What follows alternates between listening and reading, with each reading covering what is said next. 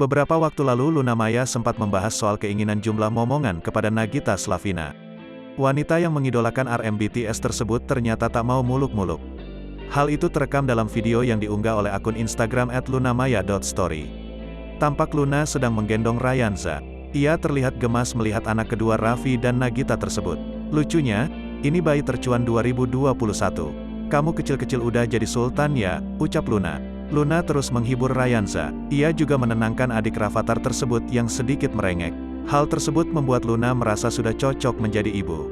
Pada momen itulah wanita kelahiran Bali tersebut mengungkap keinginan soal jumlah momongan. Aduh udah siap nih kayaknya guys, cocok nih. Udah cocok, jadi ibu, ya, tanya Luna ke Nagita.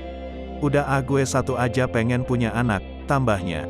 Hah, tanya Nagita, atau sekali hamil masukin 2, kata Luna. Nagita pun menyarankan Luna untuk memproses 3 sel telur.